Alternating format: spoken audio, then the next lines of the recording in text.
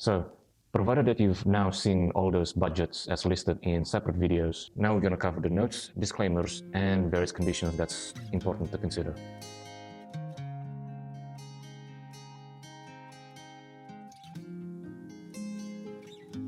First and foremost, all figures are in Australian fiat currency dollars. It remains highly subjective whether all of these prices do remain more or less the same throughout other states. However, there is no guarantee that the same pricing can be found elsewhere. So your mileage may vary as accordingly to your location. The next and most obviously important point to consider is that many of the items within the budget are that of short-dated items and or reduced to clear items, which are most likely nearing at or beyond their expiry dates. So unfortunately, once again, since this isn't a luxury, and unfortunately there is just simply no other way around it. Details on how to acquire them are all outlined within the parent manuscript.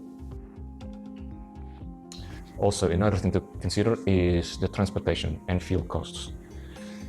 Some outlets which offers specials may vary in terms of their degrees of distance accessibility. That is, how much petrol or fuel costs to get there, and or how much transportation costs needed to get there. So hence, this budget assumes that only the biggest supermarket names and labels are assumably within walking distance.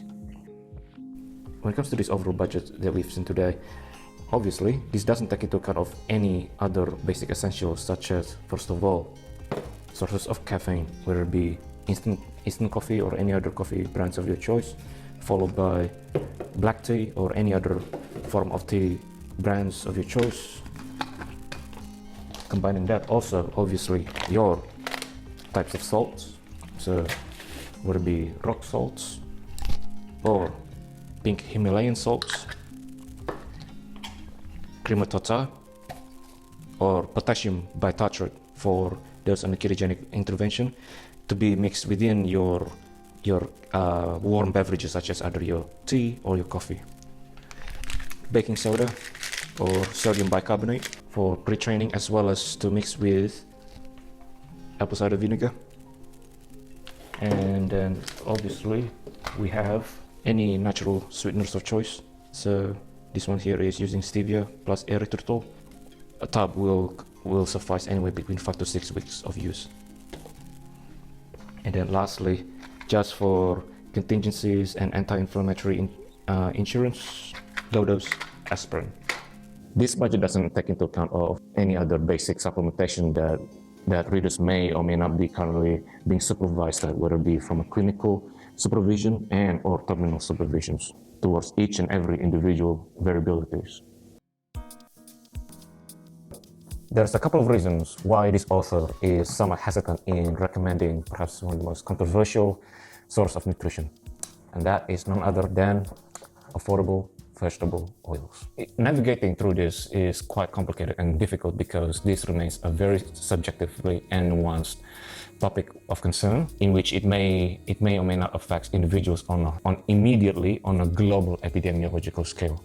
Now, it would be fairly irresponsible to prescribe anything in which by this author proclaims to as still experimental, and then prescribe that towards as many diverse array of demographics, irrespective of individual differences. The absolute scientific consensus on vegetable seed oils for human health is still of no consensus. Having read and collected years of reading and research, despite this author has had no medical journalism, no medical writing experiences, there is still nevertheless a pattern of conviction here in which there is absolutely no consensus for us to agree that on whether or not vegetable oils are conducive or destructive. Irrespective on the credibility of such a research, this author remains convinced from both sides of an opinion, whether it be for PUFAs or against PUFAs. However, it remains sad still that our current way of living nevertheless is still currently institutionalized for believing and maintaining and preserving medical dogmatism nevertheless, e.g. institutionalization and the worshipping of scientific linear correctness singularity. The best way that this author would ever summarize is that should readers are still insist on relying on vegetable oils would be to select and choose oils that are already high in vitamin E content. So vitamin E as well as antioxidant content. So that will be either olive oil, although technically speaking there is not omega-6 but more towards omega-9. But nevertheless, another worthy consideration source would be that as rice bran oil, in which that in itself has already some appreciable amounts of vitamin E. However, it needs to be said that supplementations, whether it be contingencies or terminal supplementations, still plays a role in terms of safeguarding any undesirable and or inflammatory side effects and or repercussions that may result in the long run. And one such supplementation in which this author may wholeheartedly agree to suggest as a hypothetical advice would be to consider taking in an extra vitamin E. Alongside that, also other key vitamins such as vitamin D, vitamin A, and vitamin K, which are all fat-soluble vitamins nevertheless. Supplementary purchases such as protein, whey proteins, pea proteins, rice protein powders are not included in this budget. They still, however, remain absolutely necessary to maintain adequate protein intake amidst caloric deficits, as well as should you are involved in heavy and or prolonged fitness training meritocracies. The next point to consider is to limit accessory or so-called auxiliary foods, condiments, sauces, flavoring condiments, flavoring spices, and or dressings, to name a few.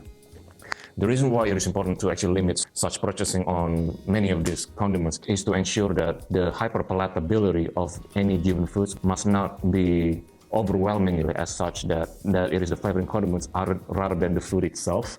So hence, it is the actual food itself that needs to be ingested much rather than the flavoring condiments themselves. Also, there seems to be studies to suggest that the more hyperpalatable foods readers put into their plate, the more it triggers compulsions to overeat.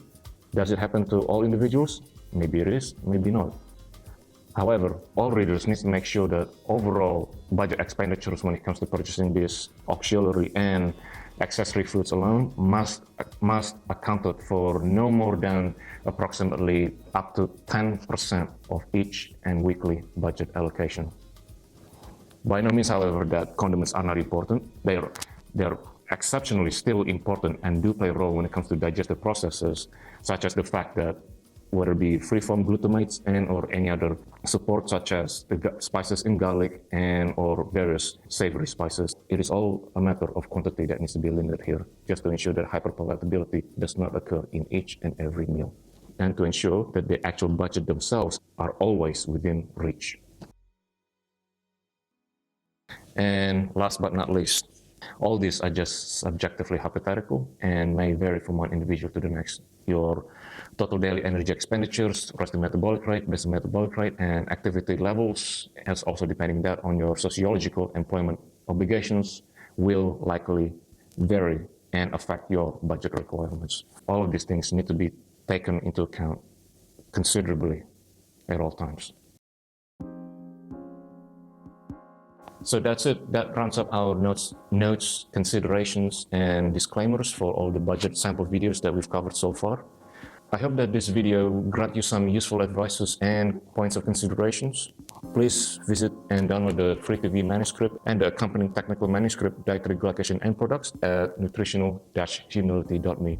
But all in all, thank you once again for viewing and visiting the internet's least visited independent thoughts on wellness and nutritional science.